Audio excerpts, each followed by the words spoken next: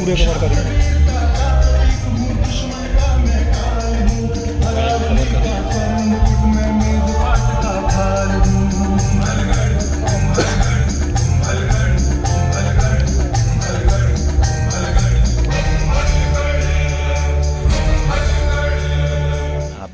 मगर मेरा नाम शुरू से कुंभलगढ़ नहीं था। आज से लगभग 2000 साल पहले इस पहाड़ी पर दो व्यक्ति आए। एक थे सम्राट अशोक के पोते महाराज संपत्ति और दूसरे उनके सेवक धर्मवीर। नमो अर्हंताणम। धर्मवीर, कितना मोहक स्थान है। जी महाराज। ऊंचाई पर तो है ही, चारों ओर हरियाली भी है।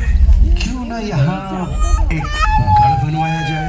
अवश्य महाराज, और आज्ञा हो तो उसका नाम संप्रतिगढ़ रखा जाए। नहीं धर्मवीर, इस गढ़ का यहाँ के वातावरण से संबंध होना चाहिए। हाँ, नीचे तराई में जो गांव है उसका क्या नाम है? मच्छिंद्र महाराज। बस, तो इस गढ़ का नाम होगा मच्छिंद्रगढ़। मच्छिंद्रगढ़, इतने छोटे से गढ़ का इतना लंबा नाम। मुझे बनाने वाले खुद चल बसे। मैं यूं ही तन्हा निर्जन खंडहर बन गया। लगा संसार ने मुझसे मुंह फेर लिया हो। मैं भी पीठ मोड़कर एक लंबी नींद सो गया। 1500 वर्ष लंबी और गहरी नींद।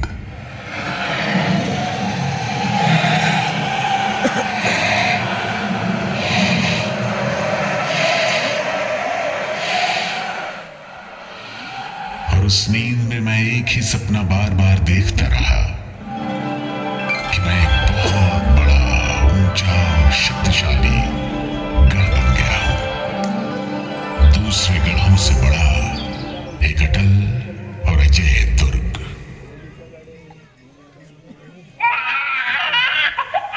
ये किसकी आवाज है? एक रोता हुआ बच्चा। अरे, मैं तो गढ़ था, बाल वाटिका कब से बन गया?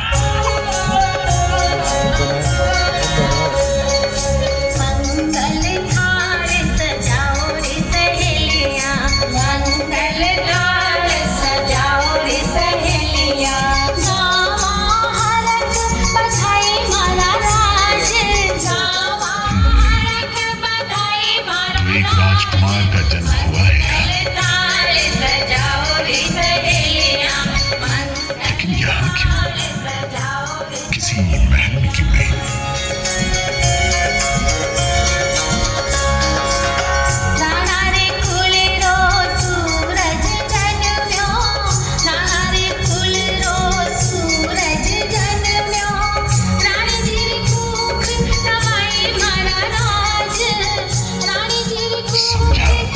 ये बालक है राजकुमार हमीर, राणा हरि सिंह का बेटा।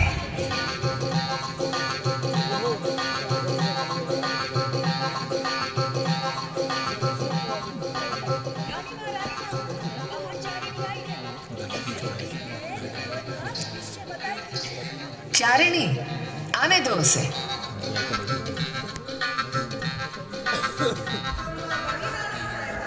घड़ी खम्मा, कहो, कुंवर के भविष्य के बारे में क्या जानती हो?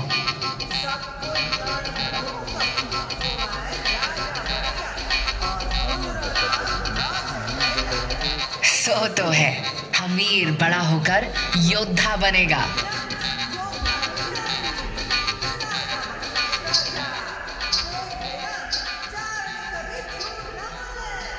हे देवी माँ, पर ये तो असंभव है। असंभव संभव बन गया। हमीर के बड़े होते होते मेवाड़ के शत्रु भी बढ़ते गए, तो एक के बाद एक राणा हरि सिंह और अन्य सभी पुत्रवत होते युद्ध में शहीद हो गए। बचा तो केवल हमीर। चारणी की कही बात सच होने का समय आ गया। आज से सिसोदिया वंश मेवाड़ की राज आज गद्दी पर विराजमान हुए हैं। आज से राणाओं के सरदार बुलाए जाएंगे। महाराणा हम्मीर।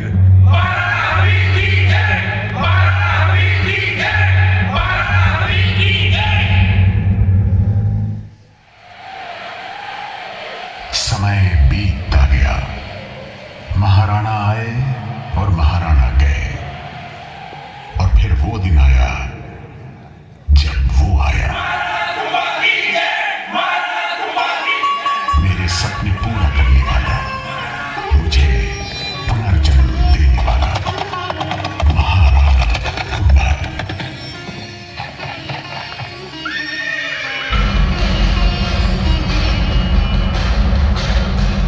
मेवाड़ के वीर राजपूतों, मैं महाराणा अवश्य बना हूं, किंतु आपकी भांति मेरा मन भी दुख क्रोध से भरा है।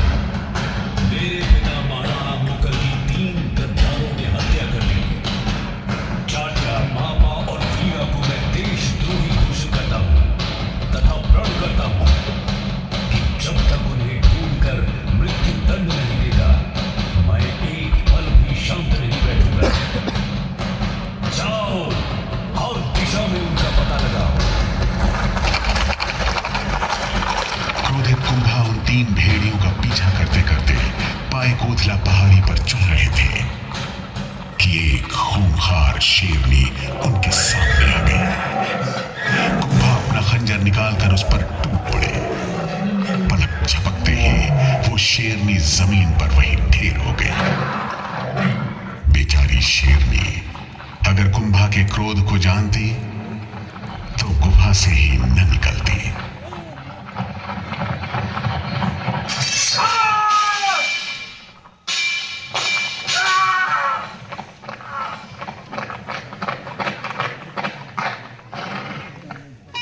राम सिंह, महाबा कहाँ गया? मानवा, सुल्तान खिलजी के पास।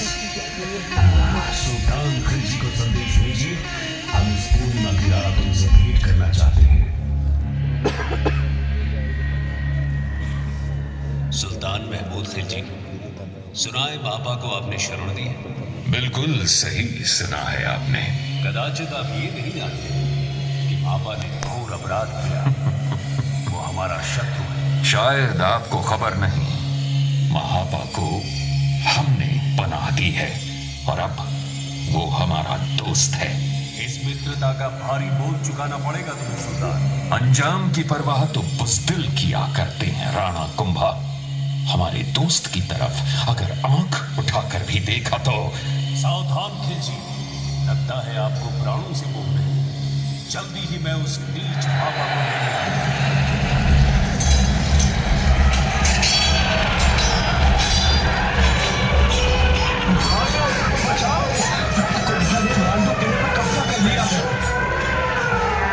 मेरे आका, हम चारों तरफ से घिर चुके हैं।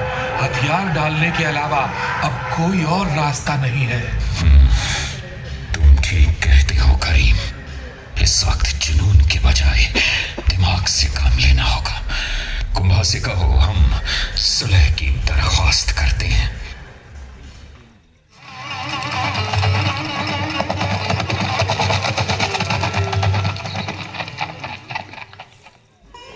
सुल्तान खिलजी, मैं इस बार आपको क्षमा करता हूं और जीते हुए क्षेत्र वापस करता हूं। बड़ी मेहरबानी हुजूर, मैं आपका शुक्रगुजार हूं।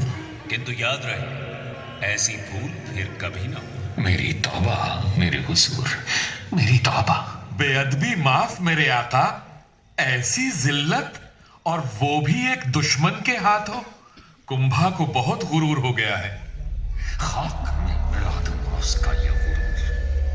नेस्तो नाबूद कर दूंगा मेवाड़ की सरजमी को। कुंभा, मैं तेरी मौत बनकर आ रहा हूं। लेकिन महाराणा कुंभा ने भी कच्ची गोलियां नहीं खेली थी। उन्हें शक था कि खिलजी बाज आने वाला नहीं है। जब खिलजी ने फिर आक्रमण किया तो कुंभा भी पूरी तरह तैयार थे और दुश्मन ने मुक्की खाई।